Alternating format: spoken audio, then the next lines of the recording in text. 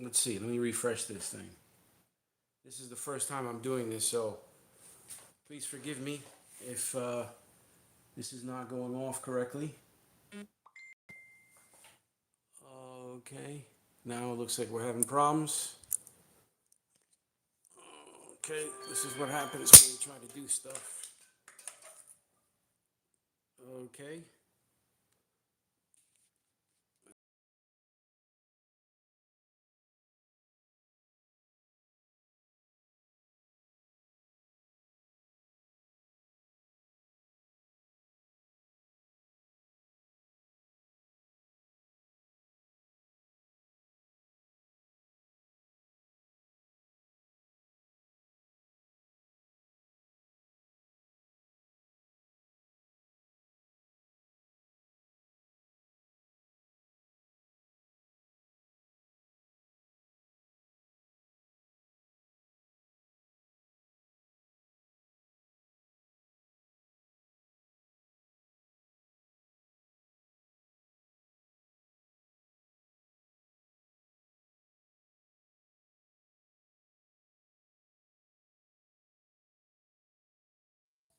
Hopefully this is gonna work. I don't think we're on yet because I don't see anything going on. Okay, Zia ad. I think we're gonna get started here. I think this is gonna work. There he is. How you doing? Hey, I had to use my phone. Okay, I'm on this way. There we go. All right. How you doing, buddy? Good, about yourself?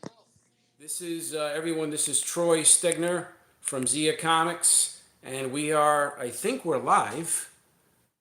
I think we are. I don't see it live on my end here. I saw it on my computer live. Okay, because I'm not seeing anything here. Mine just shows the. Let me see. Maybe I have to hit the play button. There we go. I think we're. There we go. I saw it on my computer live. It says rotate device. My God. Now we're both. Oh, geez. This is perfect. I don't even know how to do this. All right. Let's see. It says I'm supposed to do this vertical now. All right, let's try this. It says I got to rotate the device. So let me try to rotate this thing. This is the first time I'm doing this, so you look like you're right. Let me see if I can. Okay, that's not right.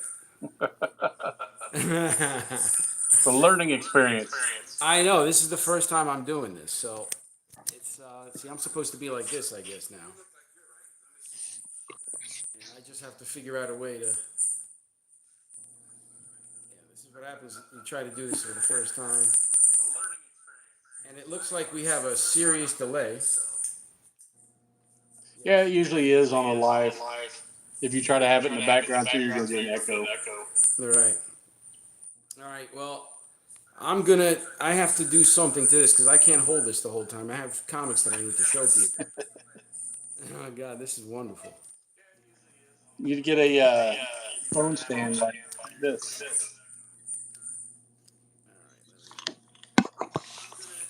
Let me just put this down for a second because I just have to fix this. You think this stuff is supposed to work, but it really doesn't, and you think I do. It's just there we go. All right, there we go. I think we've got to figure it out. It only took like 10 minutes. All right, and I think they're delayed, so.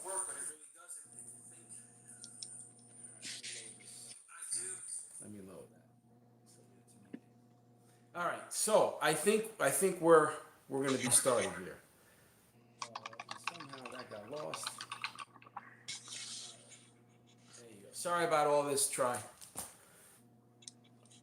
My first time doing this, and I am definitely not a tech person. And I'm on vacation as well. That's the other thing. So I'm gonna have a cold beer. To Here Comes Calico and Zia Comics. All right, I drink to that, folks. This is H. German from Sigma Comics, and it only took us about 10 minutes of figuring it out. And I say we, but it's really me. Because Troy knows how to do these things. He's had quite a few live streams. But listen, thank you for showing up. And those of you who are still on here watching this live stream, I want to thank you for your patience. And also thank you for supporting our series, Here Comes Calico. And those of you who are aware of our series, you know that the Calico gets intel on people who abuse animals and goes after those assholes with extreme justice. Yeah, we can curse on this one because my understanding is, Troy, that once I think it's like after how many minutes or so, how many seconds that you can curse, it's allowed. I think it's like 45 seconds or something like that. We're not big cursers anyway, but I think asshole's fine. You can say it on TV. Yeah, you can say it on TV, so it should be okay. Well, let's get started, my friend. First, let's take a quick look at, I'm doing this all sort of offline here in terms of the campaign because I don't know how to put stuff on screen. But exactly. It looks like we're just over $1,000 for the first day. Not bad. We're, I guess, just under halfway there on the first day. And that's basically consistent with what we've been doing on our campaign. So thank you all of those who are watching who have contributed to the success of our series and allow us to keep going forward in the fight against animal abuse through comics with our series, Here Comes Calico. So I'm going to just spend a couple minutes talking about Sigma Comics and what we do and what we're all about. Those of you who have picked up our comic books at comic book shops or at trade shows and I'm sorry, conventions that we attend pretty much every weekend, you'll know that this comic book series is dedicated to the fight against animal abuse. And that's what we're all about. I'm a former boxer from the Bronx, and unfortunately, I had some run-ins with some individuals who decided to take it upon themselves to harm some animals, and I leveraged my skill set to make sure that those people didn't do that ever again. And in the Calico's case, which of course that's really the inspiration, but in the Calico's case, he makes sure that on top of not doing this again, those people don't breathe again. And that's something, of course, I can't do. So, and I like Troy's reaction there because, and let me tell you, folks, that Troy, of all the people who have read Here Comes Calico, Troy is actually one of the very first who really jumped on and gave the series the accolades it frankly deserves, and most certainly the first established entity. Troy is the owner of Zia Comics, and he has a couple of locations there in the New Mexico area, and he does a fine job with his stores selling awesome comics to his clientele. And one of those comics that he sells is Here Comes Calico. So, Troy, let me give you the floor for a little bit here. Tell me about just your reception with the series right from the beginning and what it was that struck you from the beginning. I mean, you've read thousands of comic books in your lifetime, and then of course talk to me about your shop and what you're trying to do there at the Zia Comics with your shop. I try to support independence as much as I can. Right. And what really stood out on Calico for me is there's a mission, I guess you call it, that this comic has, and it's not. You can tell it's not just something you guys have adopted as a selling point.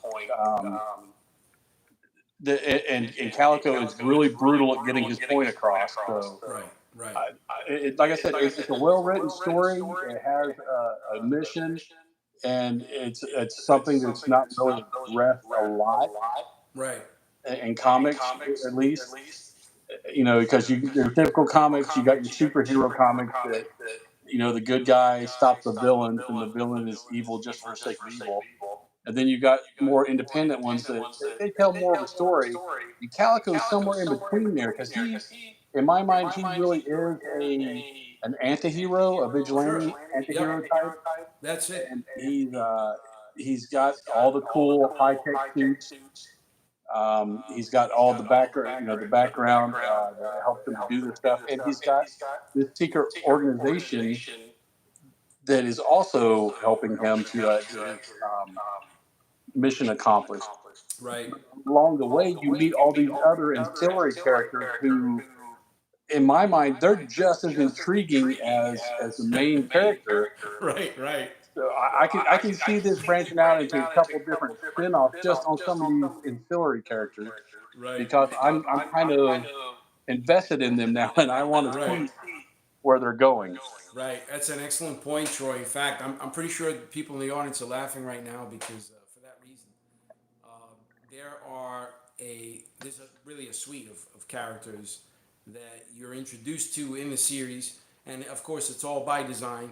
But at the same time, like you said, these are extremely colorful characters, and who by their own right should probably be in their own sort of series. So.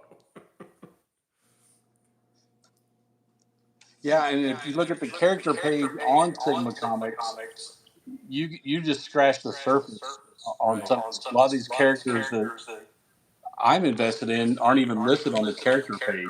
Right. Right. So Yeah. Yeah. this is just a very high level viewing of some of the characters. There's some of the interesting characters, but there's other ones that are, I guess, a little lower level characters that aren't even addressed on your character Right. page. Yes. We are keenly aware of that. That's something that we actually regularly talk about because as you know, we just have literally no time. We're traveling pretty much every weekend. And then here's the thing: I get back from these events, these shows that we do pretty much every weekend, and then you're having to go write, the story, the series. So it's incredible because it's like you don't even imagine how much work. You're going from hotel to plane to trade show to your bed, and there you have to write at home, and then the last thing is like the website. That's the last thing we want. We have orders that are waiting for us when we get back. It's just nonstop. So that's one of the reasons why immediately we wanted to partner with a distributor, Diamond in our case, to just get these things out because we just have no bandwidth for anything. But yes, you're right. The website is something that needs to be updated, and ultimately it will be. There are more characters on there. And by the way, we have updated it recently. So finally, me and Gene made it up there. So Yeah, I mean, I understand because every time I go to a lot of cons, yeah, and I'll say 9 out of 10 of them I go to, you're there. yep, yep, that's I'll it. run across you just about every time. So Right. Yeah, we're I pretty much understand.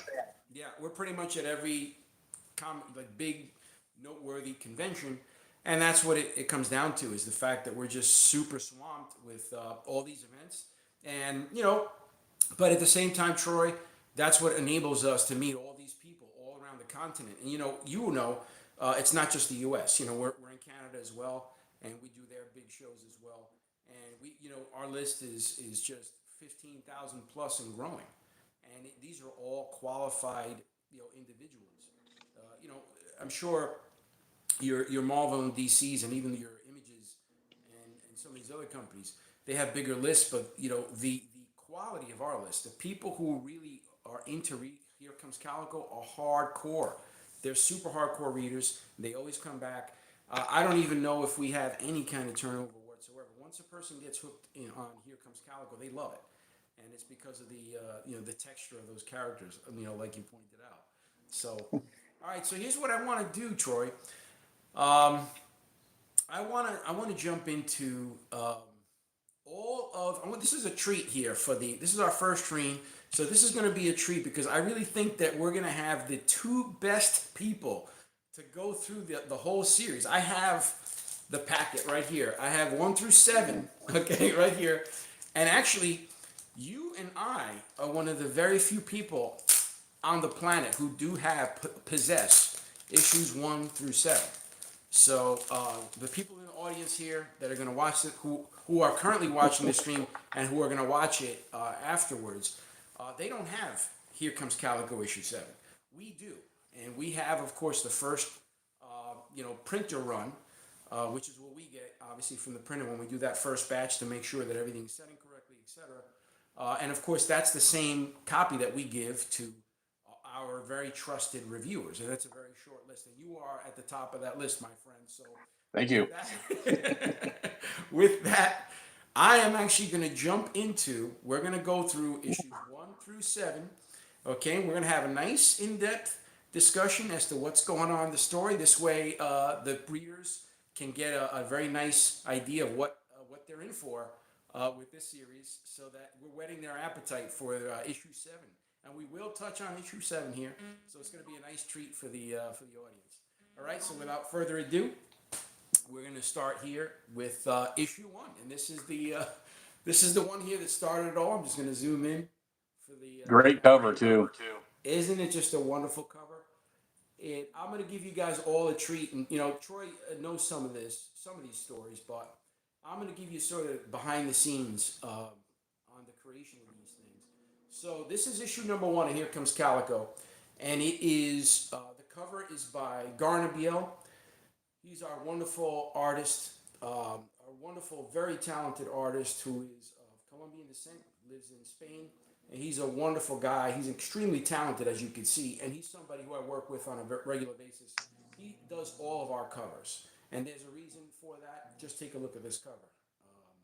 Great stuff. Garner Biel knocks it out of the park right from the beginning, issue 1. Of course, we have Orabich, that's Javier Orabich inside, and yours truly writing the story. So let me tell you about how this all started. Issue 1, this is spring of 2020. I have a bunch of boxing matches set up all across the country, 7 in total. As I mentioned, I'm a former boxer, and one of my cross-offs, sort of to-dos, when I turned 45 was to make sure that I at least won one championship. And I was a good fighter. I fought at a very high level in the New York boxing system, but I never won a championship. I made it all the way to the top, to the championship. I never won one. So I said, you know what, I'm going to use this quarantine that we have now and all this other stuff and get ready. And actually, that's not true. Before that, I was training for it. And then we were in quarantine. And then that's when I started getting the phone calls. Mr. German, we regret to inform you that all your fights are canceled. And this was three and a half months of hard training. And now I'm sort of like, geez, man, I worked so hard. And, the person I was dating at the time, she got a book deal. All right, Simon Schuster, I believe it was. And we had a little picnic there, and she says, hey, instead of celebrating just me here, why don't you get your idea off the table for this novel that you had? And sure enough, the novel turned into, over time, a comic book, and the rest is history. Before we got to the image part of it, I'm a graduate of the School of Visual Arts, so I went right back to my alma mater, which is the School of Visual Arts. And there, I learned that Klaus Janson was on the faculty. And I reached out. I'm an extroverted kind of guy. I have no qualms about reaching out to people who are legends. And a gracious man he was, he got back to me. And he basically gave me some great guidance, which I very much needed. And with his guidance, I was able to fine-tune the Calico's look. And then once I did that, I handed over the concept to Garner Biel, and this is what he did. So it's a fun process to create a character and then hand it over to someone else to polish it, if you will. And that's the fun part about it's actually one of the many fun parts about being a creator, is having a creation in your mind, in your mind and heart, and then sharing it with others who are also very talented, and having them sort of realize a sharper sort of finite depiction. So that's how it all started visual wise, and then of course I hooked up with Javier Orabich, and I already had the script ready for issue 1, so it was just a matter of communicating with him.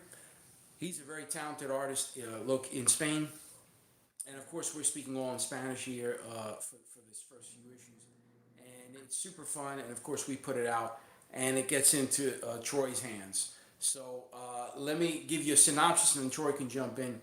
Calico issue 1, right from the very beginning, and I'm sure Troy can qualify this. The very first page, it's a true cretin, if you will, beating the crap out of an innocent dog. And this is taking place over video, we find out on the next page, because the person watching this video, or the persons I should say, are Dog Mama, who is the person who feeds intel to Hector Gill, who is the Calico, and of course Hector Gill himself, the Calico.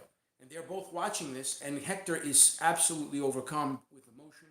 He's very emotional, and he simply cannot even speak, to the point where Dog Mama tries to sort of elicit some response from him, and the rest is history. It's basically the Calico going about his day to day, doing his training.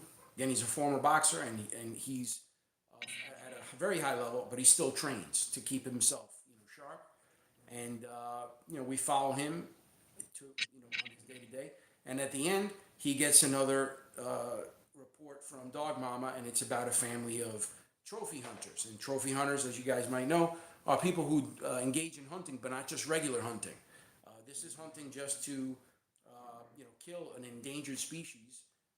Typically, that's what it is. It's a very wild, endangered species, and of animal, and just to take a picture and show their high net worth friends, so to speak. And of course, the Calico. I mean, let's just say he goes in pretty hard and deep against. Without spoiling anything, yes, he does. I don't even think that's ever been to that extent in that sort of in that perspective. I don't think that's even ever been done in comics. I mean, I'm sure they've touched on that kind of thing, but in the way that the Calico directly pursues that end with that family, and it's the whole family, by the way. He didn't just do the take care of the husband. He goes in against the whole family, and let's just say he renders them speechless. I couldn't have said it better. Yeah.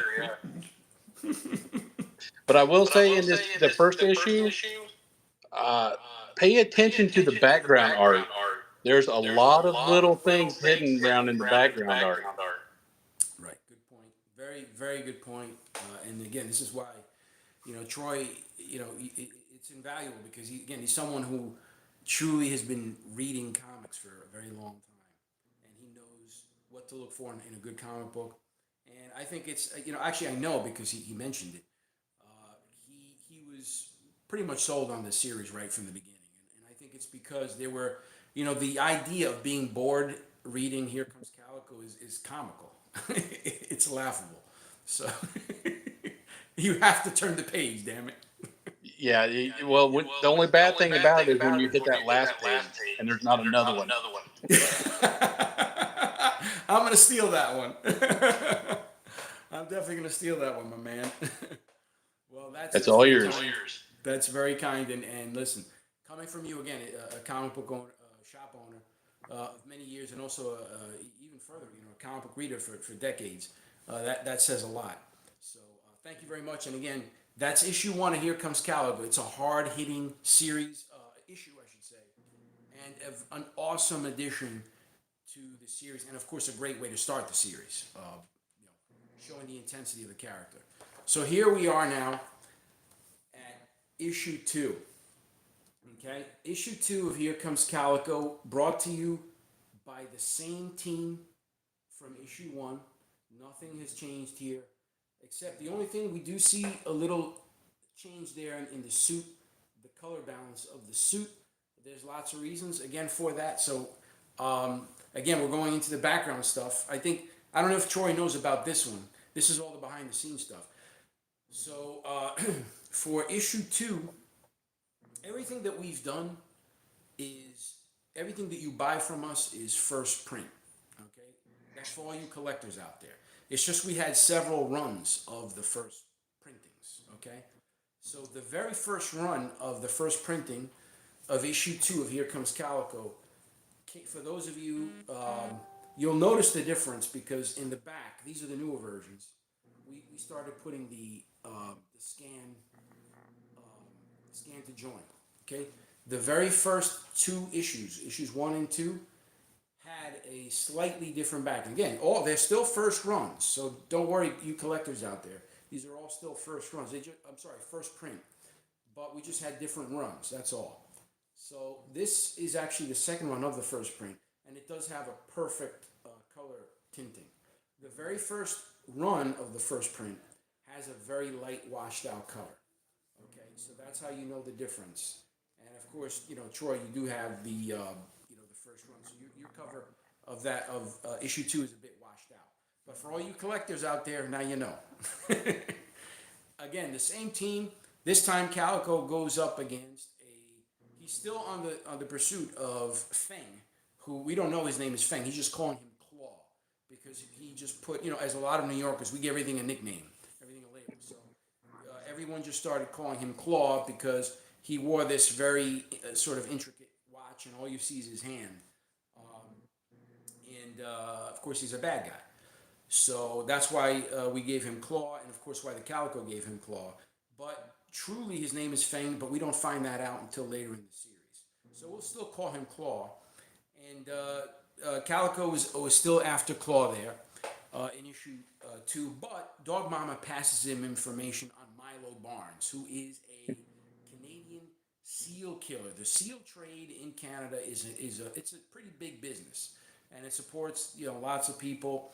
Unfortunately, it's like any commercial enterprise. Like if you read issue 2, this is where you find out, you the audience finds out, that Calico actually doesn't have an issue with hunting, because hunting is key to our survival. Without hunting, we wouldn't even be here as a species. What he absolutely certainly does have a problem with is the hunting that is on a mass scale, where it's not even about, it's just about greed and abusing a species. It's nothing but greed, and this is one of the things that unfortunately is a problem in society. It's not enough to make a decent living. No, you have to exploit everything to its literal death, and that's why the Calico decided to go in pretty hard against this fellow here, to Milo Barnes. And in this case, Milo Barnes is actually in town, and in town is in New York City for his 40th birthday. And it just so happens that his twin sister, lives in New York, and they're celebrating the birthday party. And let's just say it's a big birthday bash. How about that, Troy? Yeah, it's like you've been practicing these. Those all fit Well, listen, there's no one who has more fun creating these comics, man. Everybody here at the team is just like we have a fantastic time creating these comics, and I think it's clear when you guys read the series that we're having a good time with this. So, any words on issue 2 or here comes Calico? I think you kind of summed it up. It's not that he's against hunting. Right. Hunting for survival, hunting Right. to eat. That's fine. It's also like for sport hunting, or the way they do it. It's almost inhumane sometimes the way they do it. Absolutely. And I think that's, for me, that's where he has the issue. Sure. Because there's other ways you can do it rather than clubbing the seal. Um, I think he just doesn't like the inhumane treatment of animals. Right. Well, let me give you an example. My best friend, he's a fisherman, and he fishes, and this is something that he does because he enjoys doing it. But he's putting food on the table. What's going to happen? What's going to happen? When someone consumes something, this is the circle of life, right? So these are all things that are very important. And I mentioned my best friend just now. He's actually the one who showed me, issue 1 of Here Comes Calico was based on, there's actually a real video out there that triggered the creation of the beginning of issue 1. And he's the one who showed it to me. I remember it was at the beach a couple years ago. It was in 2020. He showed it to me. And actually, I had already had most of issue 1 already written. And I decided to start with that because I personally haven't seen a video of animal abuse as horrendous and disgusting as that one. And just like Hector, I was speechless. I didn't talk, and he didn't either. We both watched the video. Mind you, he'd watched this video before. So both of us were watching this video, and we were in utter shock at the cruelty of humanity, frankly. Obviously, it's not all of us, but, if there's one, there's too many, frankly. And that's why there's the calico. I have to say one thing about this. This is very important, Troy, because this has come up many times. And this is the benefit of having these conventions, because you meet so many people and you have so many conversations. Let me tell you, as I sit here, that it has come up more than, not once, more than many times, the following. Spider-Man, Batman, Wonder Woman, Superman, these are all characters we wanted to be. As kids, we wanted to be when we grew up. Everybody wanted to be, Spider-Man, Superman when we grow up, Wonder Woman. Well, the Calico is the character we want to be. Okay? Now, as adults, we want to be like Calico. We want to get a hold of these people who are beating animals. Okay? And do stuff to these people that you couldn't do. And that's why we created the Calico, frankly. The Calico's the hero we all want to be. We might not admit it, but we do want to be that person who's beating the crap out of people who abuse animals. So it really sucks, and that's why, again, we have the Calico. We're not going to sugarcoat. This is a very serious topic. Animal abuse is no joke, and so why are we going to have a jokey character that sugarcoats animal abuse? It's ridiculous, okay? So, all right, my man. That's it for issue 2. So all of you guys who own the washed out, issue 2, that's the very first run of the first printing of issue 2. Here it is, issue 3. Here Comes Calico. And I have to say, this was my favorite issue of the first 3. When it came out, I really thoroughly enjoyed this. And let me tell you why, because it was the last of the standalone issues. Up until now, 1, 2, 3, either of these 3 issues you could read as standalone comics, and I think they're really good because they have self-contained stories. And this is really the last one. And it features a character here that I think a lot of people, when we have these shows, they talk about who's the character, who's the fellow, the football player. Michael Vick. There you go. People start talking about that often. I say, oh, you're talking about issue 3. We have a Michael Vick type character here. This guy's running illegal dog fights. And of course, the Calico goes, let's just say, he tracks him down as well. The dogs do the work for him. Let's just say dogs are brought in. Okay. Yeah. Whole new meaning to the word doggy style. Exactly. In fact, that's the name of the issue.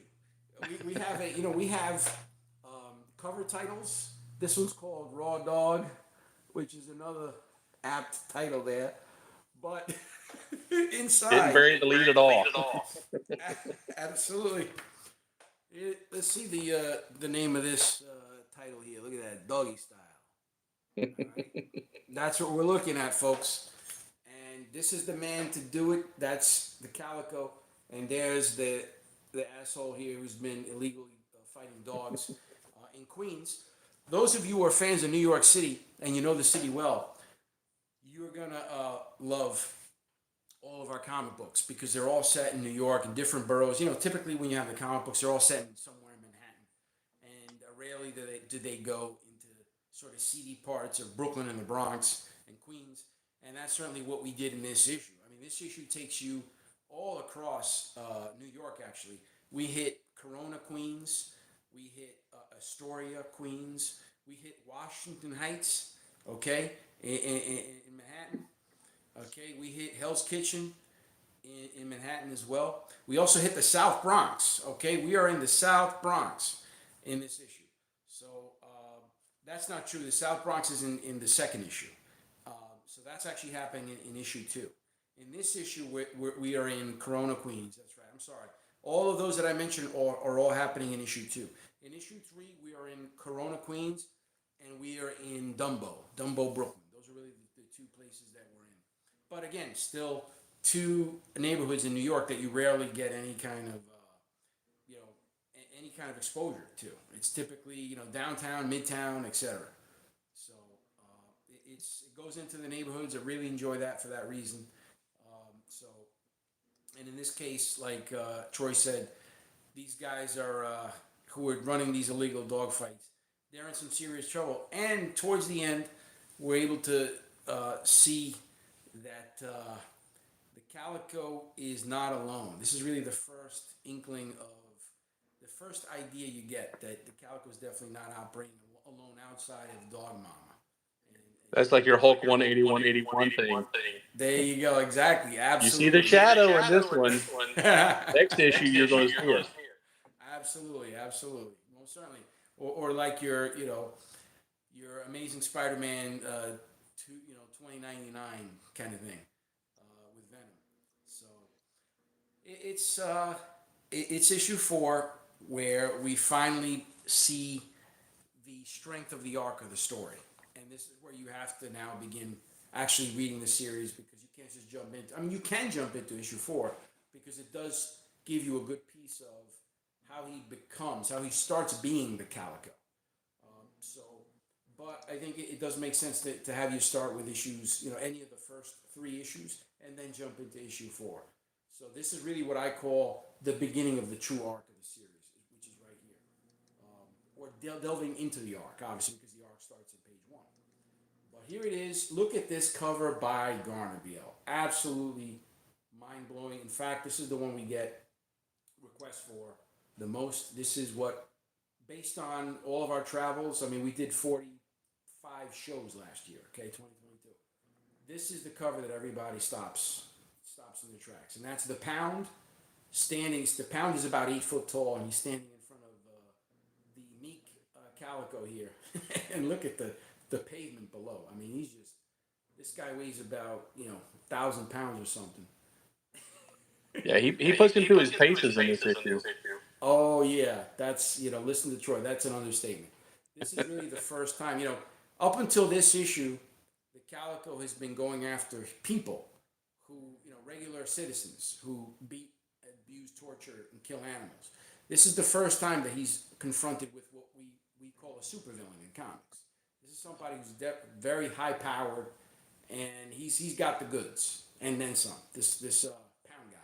It's the hunter became the hunted because he did not suspect this. I mean, you saw it. He just came out of nowhere and cornered Calico. Right. I mean, this guy's a professional, and that's the thing. He was built to do this, and that's what the Pound is. The Pound is a killing machine, and he gets a hold of the Calico, and it's not at his own command because he is under some influence. He meaning the Pound, and that's why you have some of these nefarious people in the mix, and this is where you finally meet them. This is where the audience meets ODB, and it just dawned on me that I glossed over one of the most important characters in issue 3, which is Kingman. Kingman is introduced in issue 3 in the series, as well as some other entities as well. But Kingman is, I have to say this, I have to stop. Kingman is a nefarious underworld figure who controls his part of the seedy underworld in New York from an unsuspecting pawn shop in the Woodlawn section of the Bronx. But one of the most interesting things about Kingman is that he has Down syndrome, and with that affliction, he is able to conduct business in a very professional way to the point where he has a staff and they frankly get the job done. In fact, it is learned in issue 3 that Hector Gill was in fact one of the people at the disposal of Kingman. Hector was a thief years ago, a professional thief, in fact, one of the very best in New York.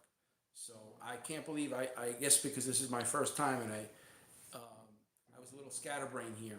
But yes, Kingman is a very important person in the series, and he makes his debut in issue 3 of Here Comes Calico. Issue 4 introduces us to an extension of the underworld figures in Here Comes Calico, and the biggest one of all, of course, is the $1 boss. That's ODB, Lamont Reginald Maxim. Reginald Maxim, and this fellow's a real piece of work. Let me tell you.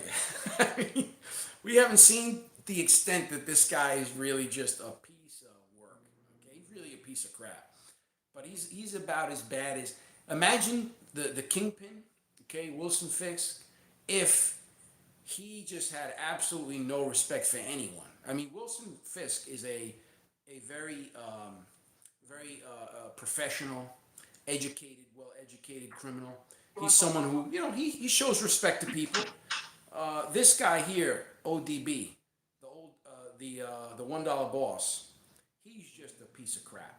The kind of things that he tells people, the way he treats his secretary, the way he treats people. We'll find that out later in the series, but he's just horrible.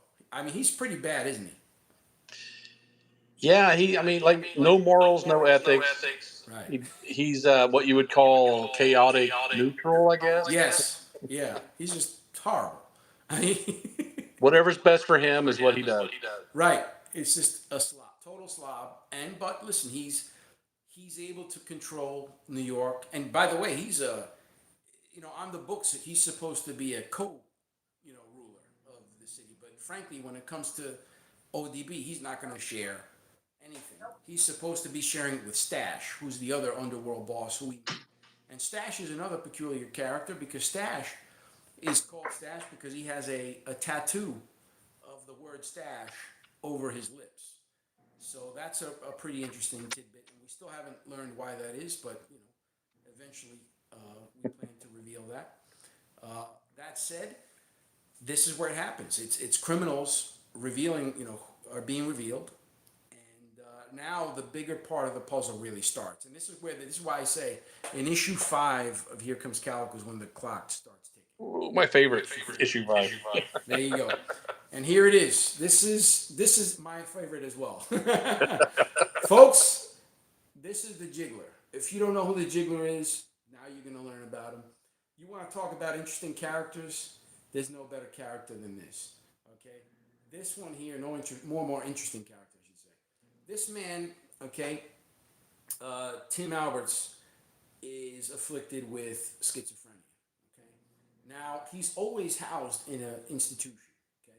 But he always finds his way out because of his bulk and because of his tenacity. And when he does, the medications, the psychotropic medications that he's on, after the 3rd, 4th hour, they start to wane, okay? And once you start getting into that 5th, 6th hour without medication, and you got this guy running in, this guy sees every person. I don't care what color you are, how tall you are. He sees humans as French fries, okay? And he need ketchup. He as soon as he gets that itch, he needs to get that ketchup out. And there's only one tool he goes to get that ketchup, and it's that M134 minigun, which you see blasting right here, okay? And he gets his hands on it every single time. I'm just hoping this is not a filler issue and that we're going to see him later on. Well, you really only have one more issue, so I'm hoping to see him in it. Right. Well, again, we'll have to wait and see. But it's a great issue because Dog Mama also sends Hector Gill a tidbit there on Peter Apuni, which is a guy who's been snuffing animals. Okay, so that's a real a-hole, and I don't want to spoil it, but we'll see what happens to that guy. That's issue 5. Issue 6, beautiful cover. This is actually my favorite cover of the series here, and this is where we finally get Sarah Bigman, who was introduced in issue 2. She gets her comeuppance here, and boy, does she get it. It's Oh yeah.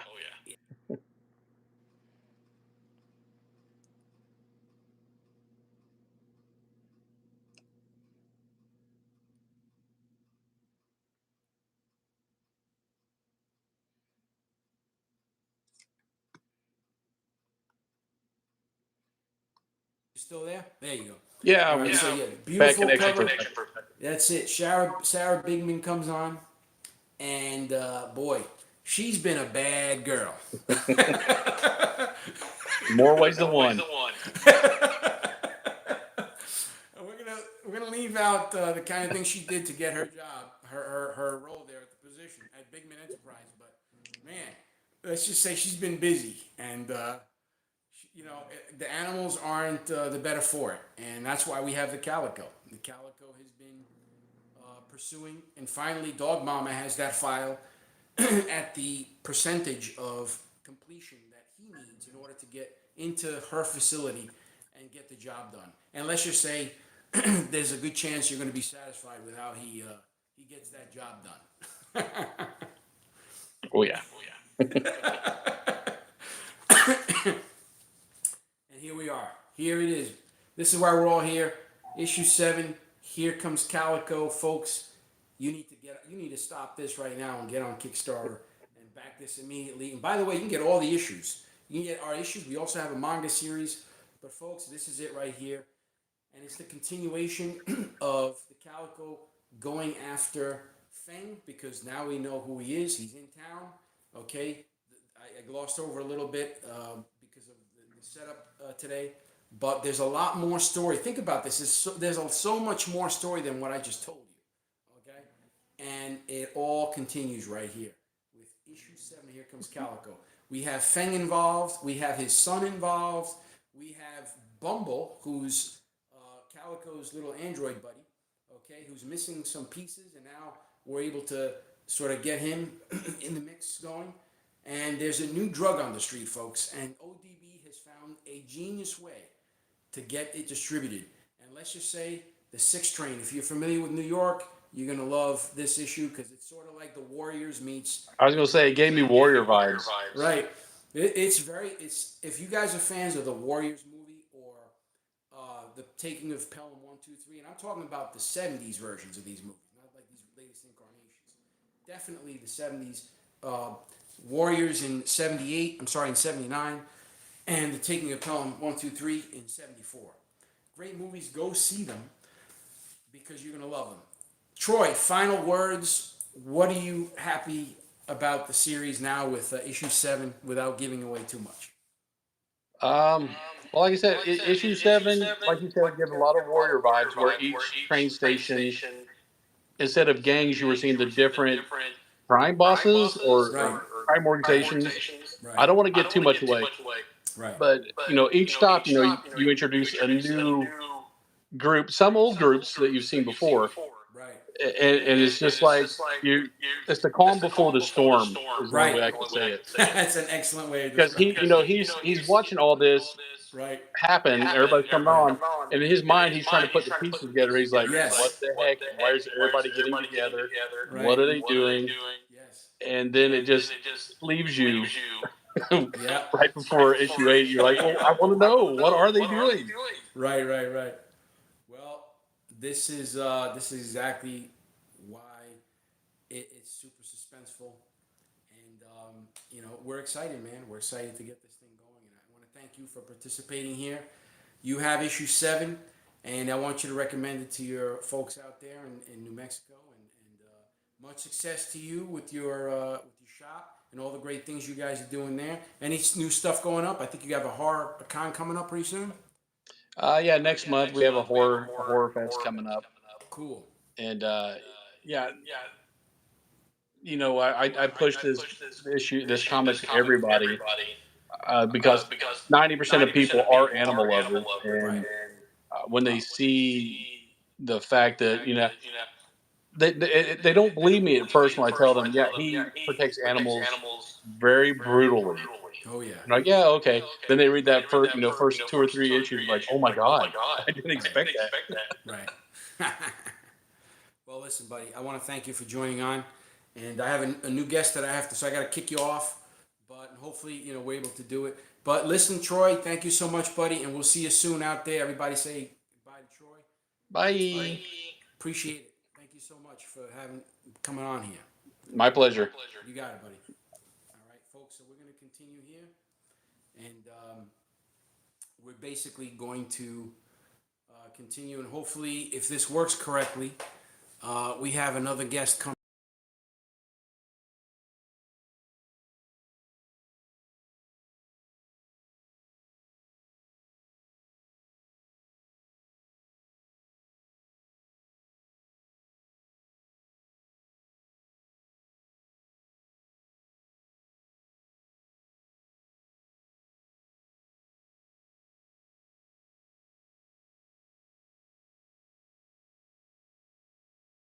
Let's see. We're live, and we're gonna add, and I think we're gonna have Drew coming on pretty soon here. There he is. There's my man. Hey, what's going Hey, on, man? what's going How's on, it man? going, buddy? Going well, Going well. Just taking a break. writing. Excellent, excellent. Well, listen, bud. You and I'm gonna introduce first to the audience here. This is Drew, and Drew is from Comics Elite. Comics Elite is one of these wonderful groups that sell comics, but they do a special thing. They don't just sell comics; they do these special variant packages. Drew, why don't you tell me the unique quality of Comics Elite? Well, what makes Comics Elite unique Well, is that what makes Sean Comics Elite unique Dodgko, is that the owner, Sean he Dodgko, also the owns owner, Merc he Publishing. also owns Merc He also Publishing. owns Black He House also owns Publishing. Black House And with Publishing. Merc And Publishing, with Merc Publishing, he has his own comics such such as Born of Blood, which I write, which I write, Miss Meow, Miss Meow, and and Death Death Rage, Rage, Aaron which Sparrow Aaron and Joe Sparrow and Crawler Joe Crawler are are also also involved with, along with me. Excellent. These for those of you in the audience who are new to comics, these are excellent creators. They certainly have my respect. I've read works of theirs, and I have to say, very good stuff, very top-notch stuff.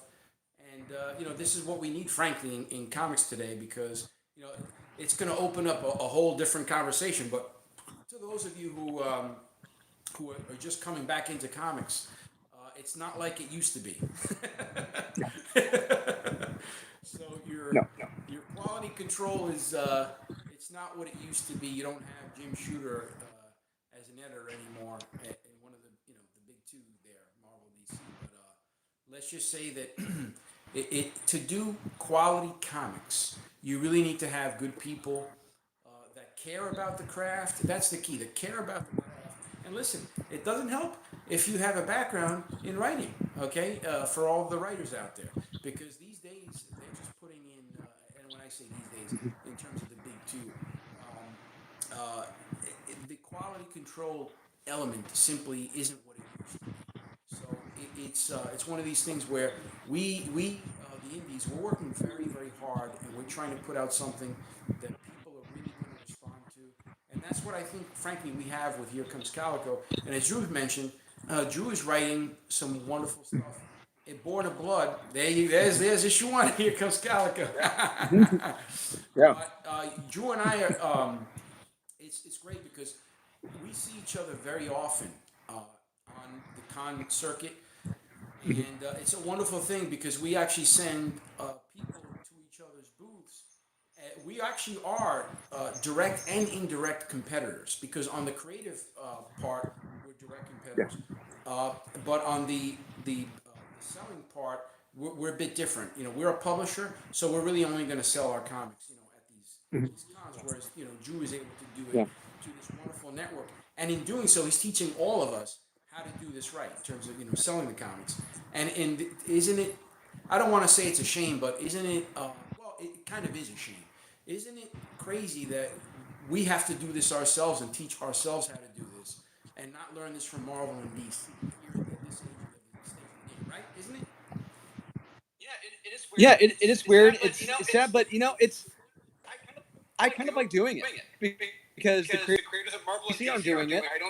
I don't see them pushing their own books. Chip the Zdarsky creators is pushing their own Batman. books. Right. Chip Zdarsky isn't pushing Teeny Batman, Howard isn't pushing Catwoman, and and Teeny Howard isn't blue pushing chip Catwoman, characters. and those Right. are blue chip characters. We're having to do the work, and I don't mind But doing that we're work. having to do the Right. work, and I don't mind doing I that enjoy work. it. I enjoy it I'm proud of because what I I write. love my characters, and I'm proud of Well, what listen, I write.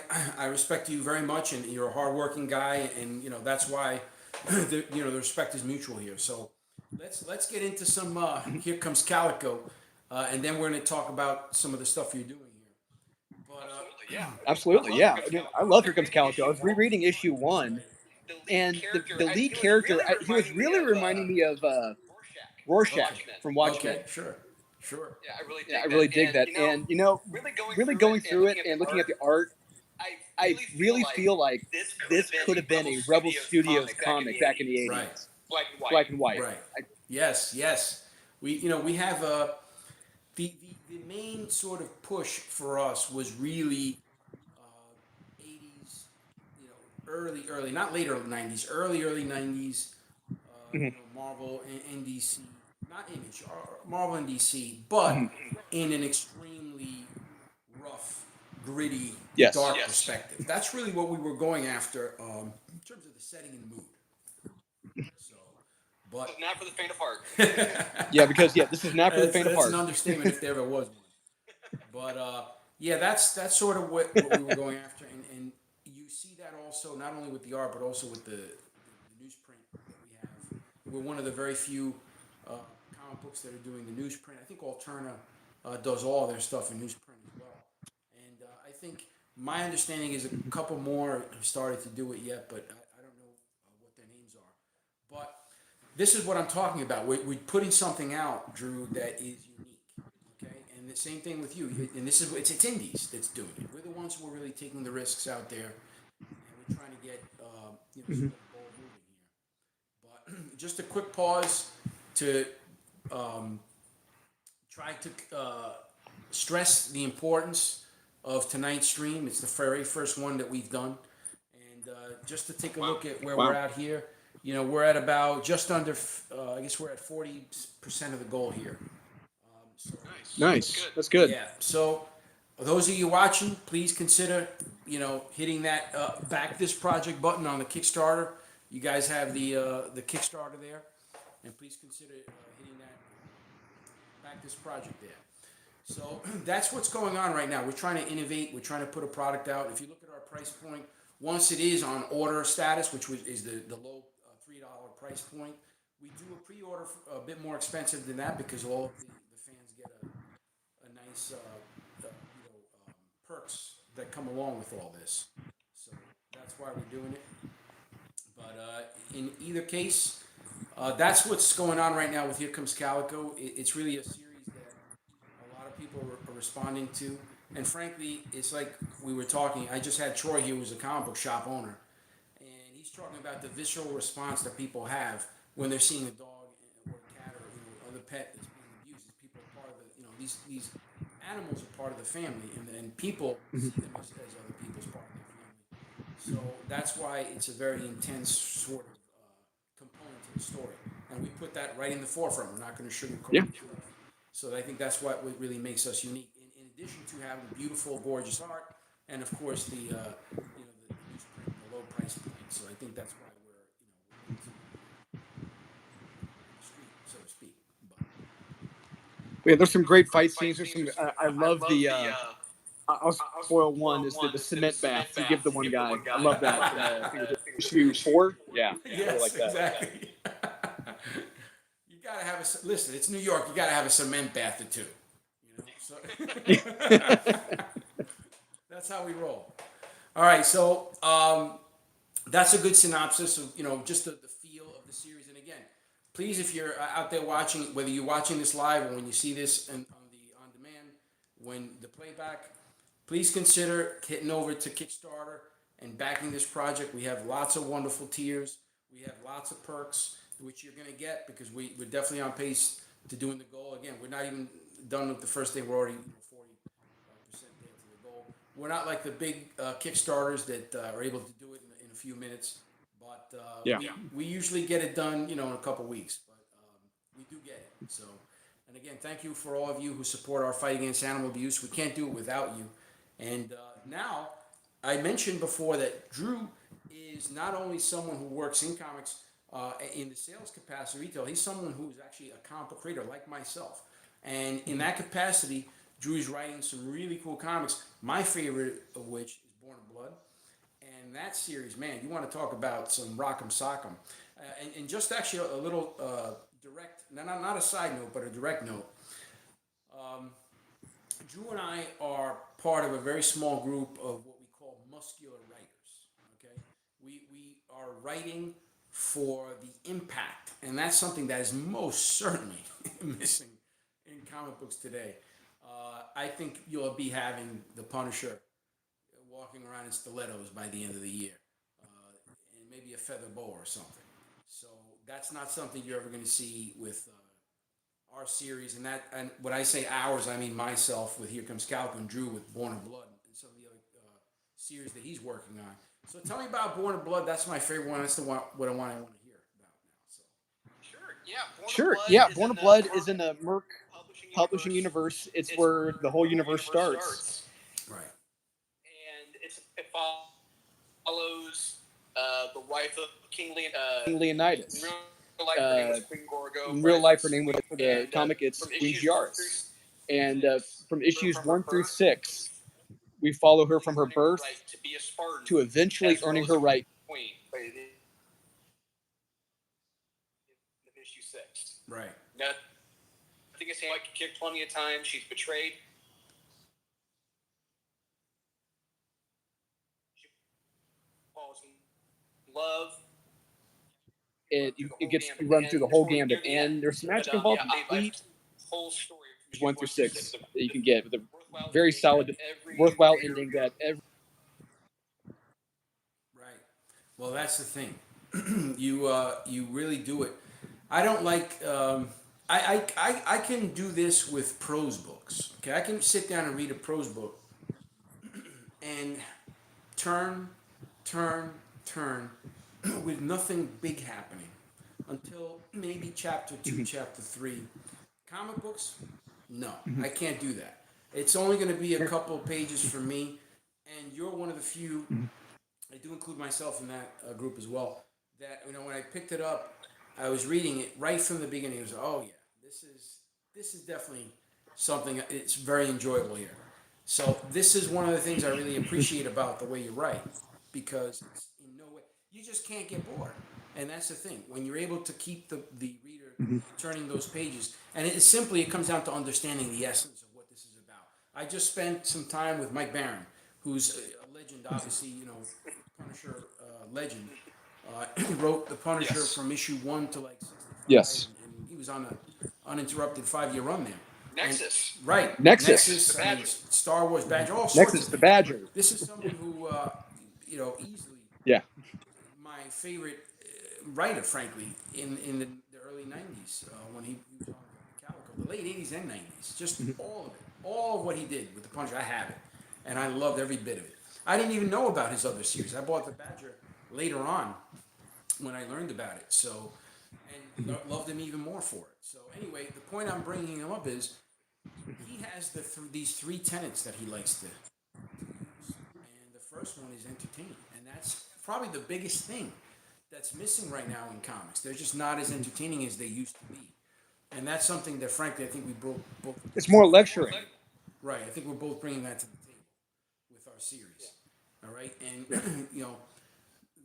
the second one is show, don't tell.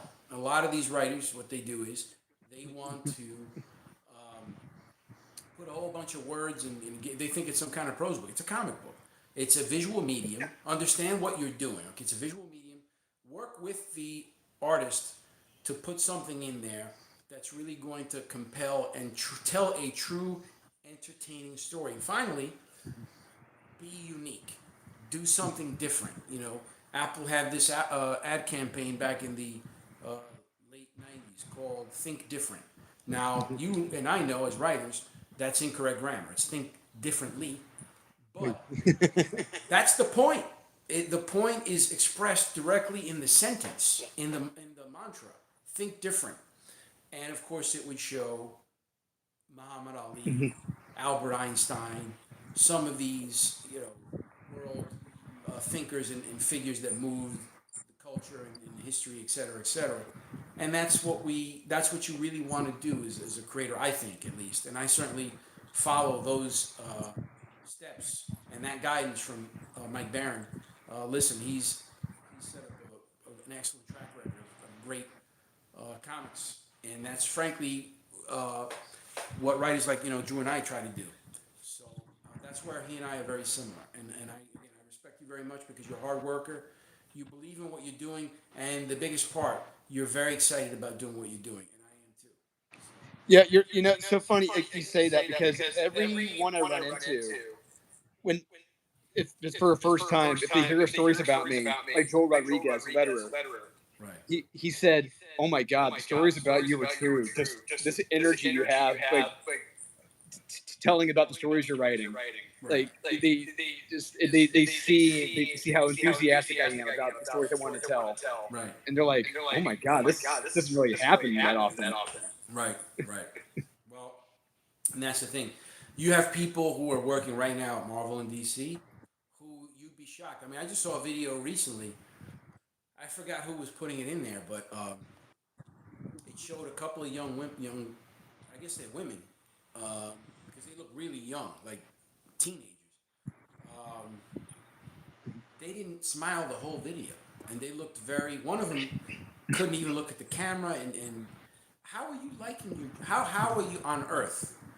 Are you a creator? Okay, and you don't love what you're doing. I'm never gonna understand that.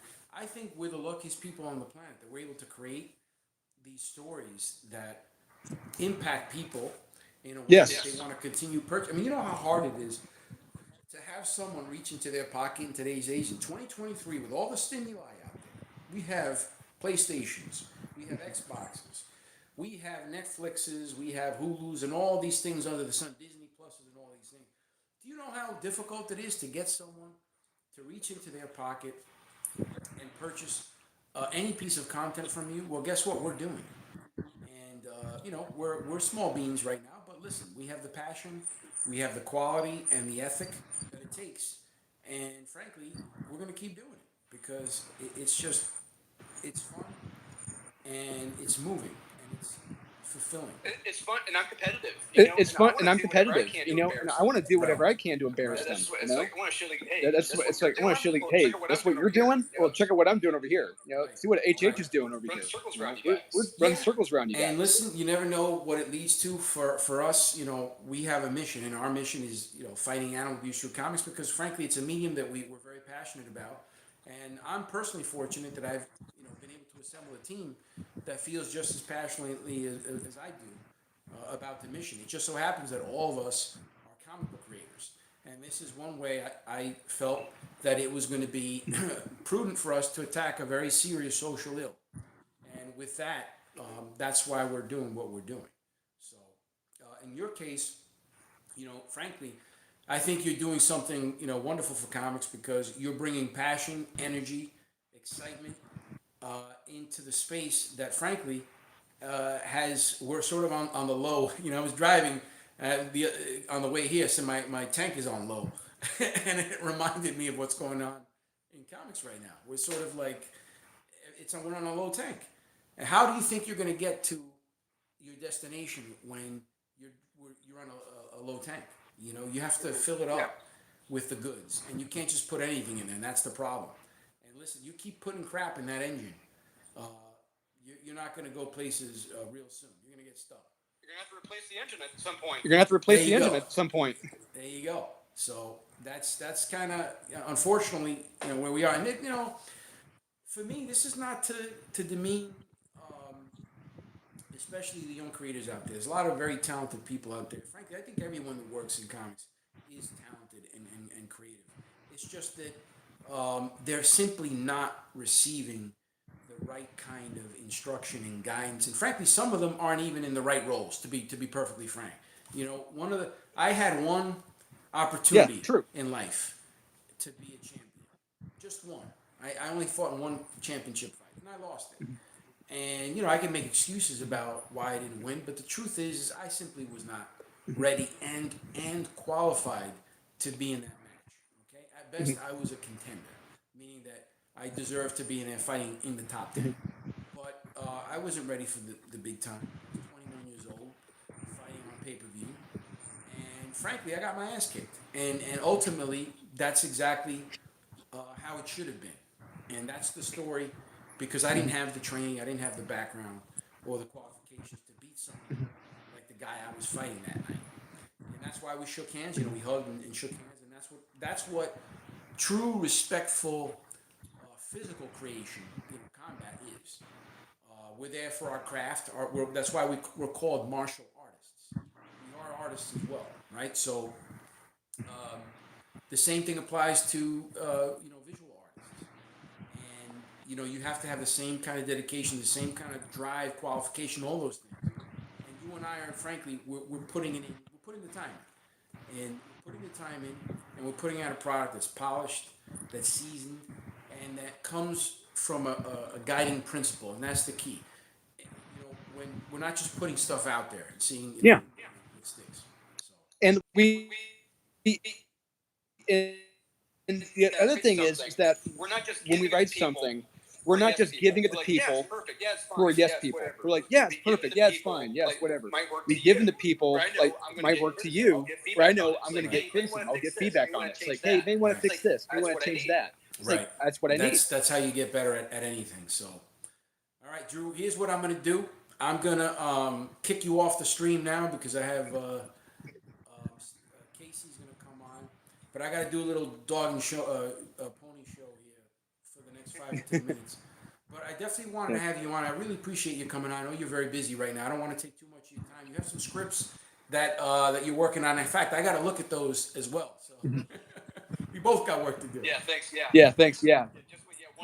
One of those I'm launching on Halloween night. So see how that goes. Oh, awesome! That's very cool. Listen, Drew from Comics Elite, man. Thank you so much for coming here and Thank you, Rich H. Participating. And we're gonna see you very soon. Where we're gonna see? Are we gonna see you in New York or Baltimore? Yep, I'll be at New York. Okay. I'll be at New York. Okay, I'll be at great. New York.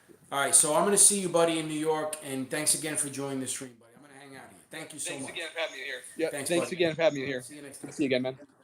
Yep. See you.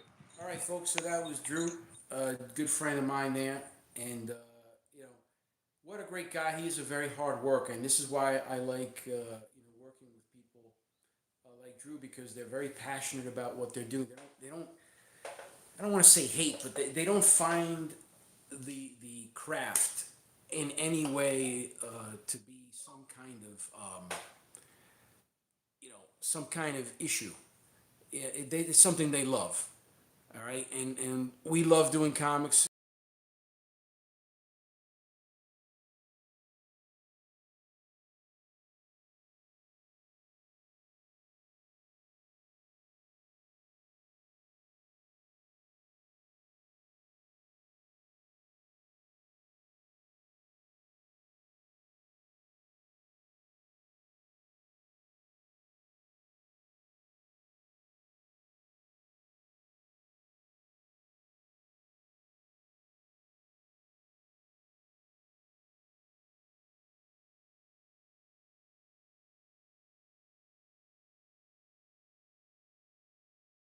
And let's see what else we got here. I think we're back on here. Okay, what is this now? We started from the beginning? Okay, waiting for guests. I don't know what that is. I hope we're still on here. If we are, we're just going to talk for a little while longer. But it looks like we have some people here. If you have some questions, I think, let me see, I have to send.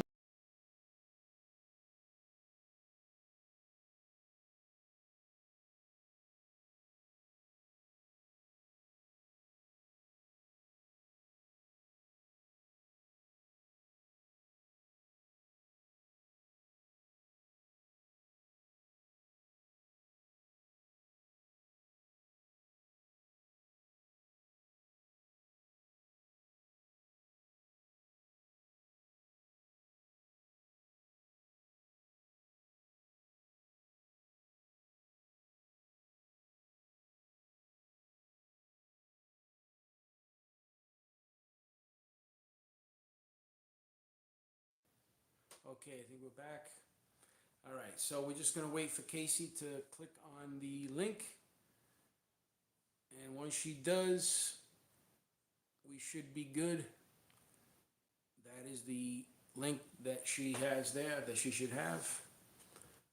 All right.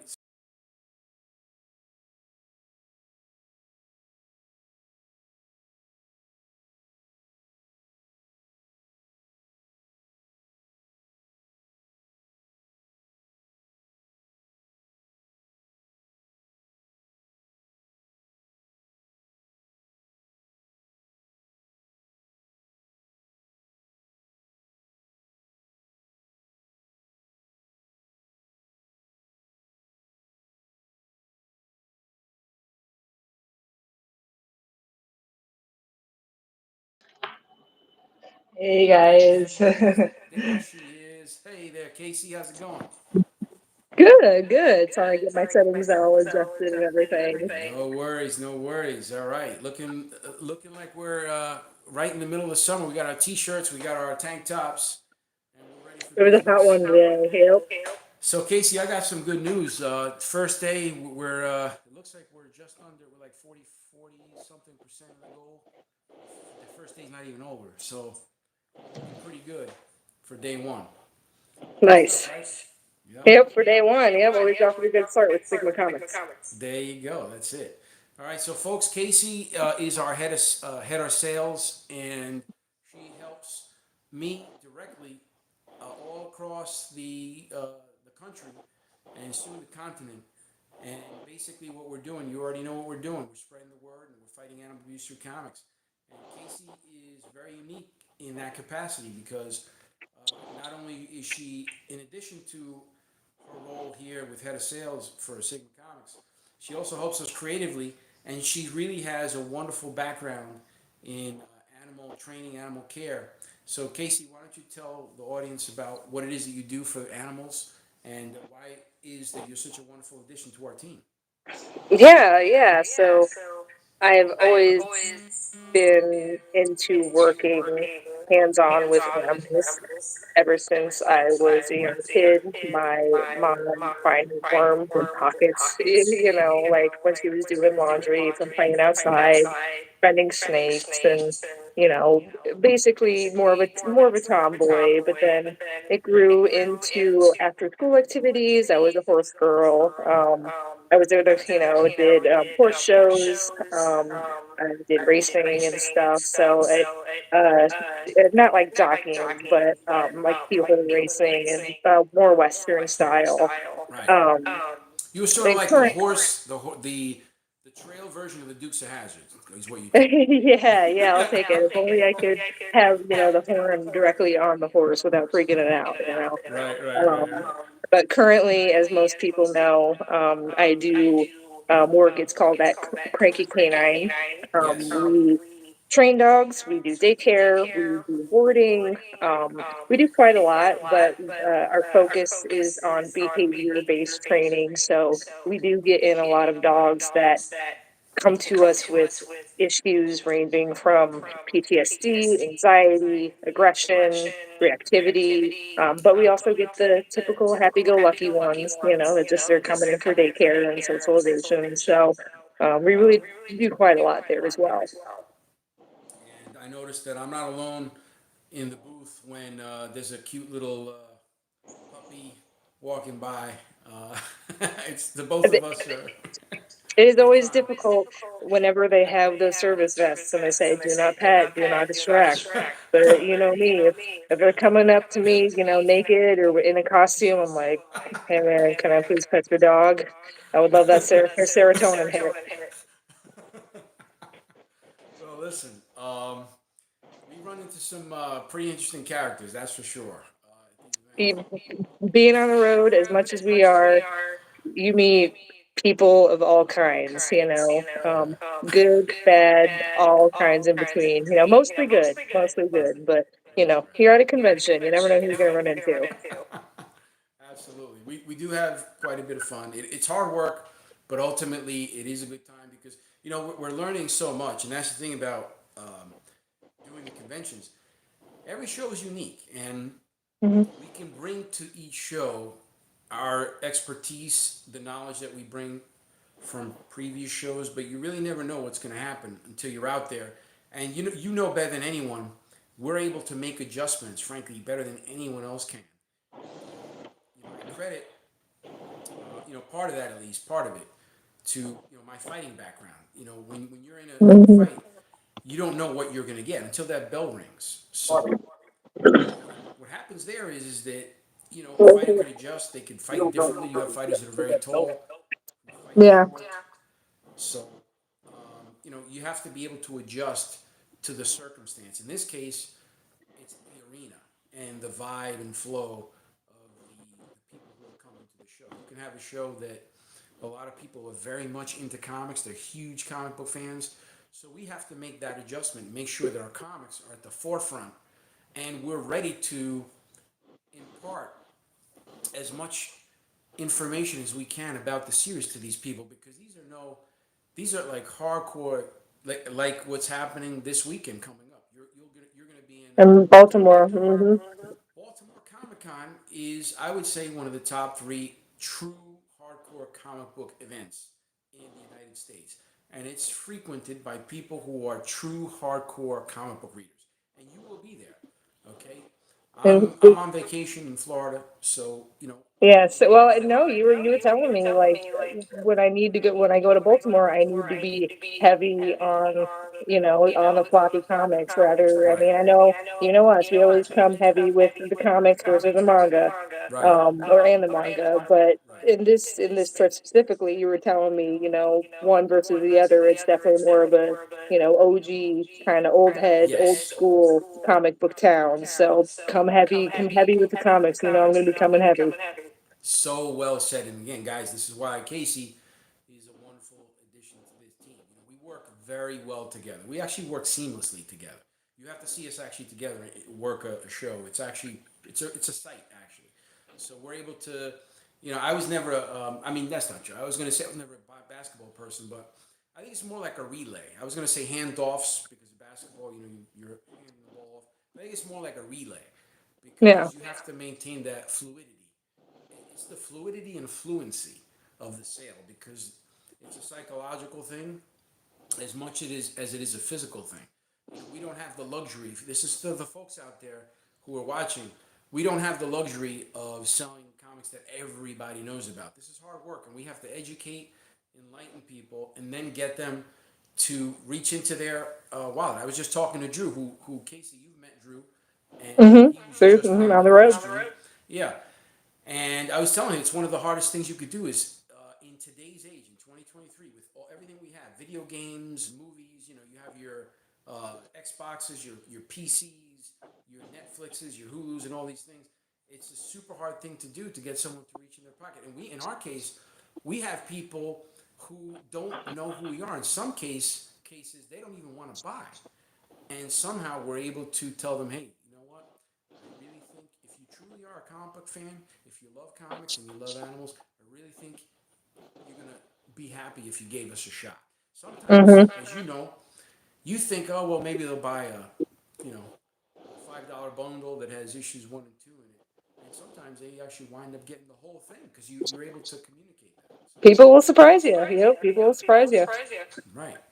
So that's what it is, folks. And I just want to remind the viewers again, if you're in the audience again, whether you're doing this live or you're going to see the video is on demand when it goes on demand, please consider going on Kickstarter. We're already well on our way to achieving our goal, as we always are. And check it out. Here Comes Calico. Go on Kickstarter.com. Yeah. Type in Here Comes Calico, and our issue 7 will come up. Hit back that project, and you're gonna get a bunch of wonderful, wonderful rewards. And whichever ones you pick, listen, guys, it's not just issue 7. It's the whole series, and the manga's up there. You can get shirts, you can get posters, you can get all kinds of things. And guess what? Every penny goes to fighting animal abuse. That's what we're all about. Our mission is the fight against animal abuse, Hmm. and that's why we've assembled this great team to attack this horrendous social ill. All of us love animals. All of us love comics, and guess what? We're also huge fans of the series. And I have as much fun uh, writing this thing as I do reading it. So Definitely. Well, like I tell you with the series, I am a fan just like everyone else reading Calico. HH being the head, the head writer for the series, the really the only writer. I tell him to keep certain things away from me. I don't want certain plot points spoiled. I when the comic is in my hands, for the most part, it's fresh in my hands. So I'm glad that I get to enjoy this series. Along with everyone else. that's it. We just had Troy on before Drew, and he's really funny because he's been watching this thing, reading the series right from the very beginning, and he's on pins and needles. And every single time he sends me a message, "Hey, HH, how the hell are you gonna wrap all this stuff up, man?" And he, unlike Casey, he wants to know everything is possible, and he's like trying to squeeze little bits of information. I said, listen, I'm not going to tell you. So, For people that come to conventions, they might get special little tidbits of information here and there. You know, we try to give people in person, a little bit of a breadcrumb, so to speak. But again, we're no ruiners of plot here. You know, no spoilers. indeed, indeed, indeed. Well, listen, Casey. I just wanted to have you. I want to introduce you to the audience. I know you've been working very hard. I want to thank you for all the wonderful work you're doing, and you and I are gonna, discuss tomorrow our plan for this weekend for the show. But definitely wanted to have you come on and introduce you to the audience here as well. And you're going to be playing some more intimate roles in the series, and we're very excited to be able to support you in that capacity because you're doing a great job. Um, Go ahead. very excited for the future of Sigma Comics, what we're doing currently. Only going to be bigger and badder. And I just want to sign off by telling people, come see me in Baltimore. Setting up Thursday, but I will be there Friday, Saturday, and Sunday. So come buy my comics. Yes, absolutely. Buy the comics. Buy her comics. They're great comics. They're Here Comes Calico comics. Okay. So listen. When you get the comics from Casey, you are not going to get issue 7 because it's not out yet. Okay, the copies that I have here, these are print run Mm-hmm. copies, printer run copies, excuse me. So you will definitely get issues 1 through 6 though. And listen, she may bring some manga, so she told you it's going to be 10%. I'll bring a few for those people who are manga heads. I'll have it, but act fast because I'll only be bringing a little bit. That's it, folks. Well, listen, everybody. I'm going to sign off along with Casey here, and I just want to thank everybody. Listen, before we go, I'm getting all these texts here, and I don't know how to do this, folks. I think let me put this thing on here. This is a live chat. Casey can tell you I'm the worst with this. So we do have some questions here. Thank you for going to New Jersey Comic Fest. Love the series. Going to back collectors issues 1 through 7. I can't wait. Oh, that's great. Thank you so much. We really appreciate your support. Thank you. Tone Low says great series. Thank you so much, Tone Low. Wetbot can't wait. Can't wait for issue 7. That's Gary Rivera. I really appreciate it. Of course, Aaron Sag has always been a huge supporter of the series. Calico Stream, exclamation mark, super exciting. Listen, this is what it's all about, folks. If you love animals and you hate animal abuse, you're gonna love this series. It's if you love, let me tell you, if you love comics from the late '80s, early '90s, that like hardcore Punisher, Daredevil, Batman, Dark Grit series, you're really gonna love this series. It's fun. We're all having a great time, and listen, it's all for a wonderful cause, and we have a passionate team here. You already heard Casey talking here. She's gonna be in Baltimore doing it up. So, with that, listen, guys, thank you so much for getting us to over 40% to our goal on the very first day, and it's still Amazing. great stuff. Thank you so much. And listen, we have more videos coming. So, I don't know if you could do it on this video because it's a stream, but hit the like button, hit the subscribe button because we have more stuff coming your way. And just to recap, Here Comes Calico. Here Comes Calico issue 7 is on Kickstarter right now for pre-order. Okay, you can order all sorts of things. You could order 1 through 6, 1 through 7, whatever you want. If you want to catch up with the series, we also have the manga there as well. For those of you who want a lot more detail into the series, maps, bios, backgrounders, all sort of little mini side stories. I think you guys are really gonna love it. Again, if you love comics, you hate animal abuse, Here Comes Calico all day long. And with that, it's me and it's Casey. and we're signing off. This is Sigma Comics. Thank you so much for supporting our fight against animal abuse. That's right, baby. Keep fighting. Thank you so much, Casey, and thank you so much for everybody in the audience. Thank you Thank so you much. all. We love you all. Thank you. Bye bye. Bye, guys.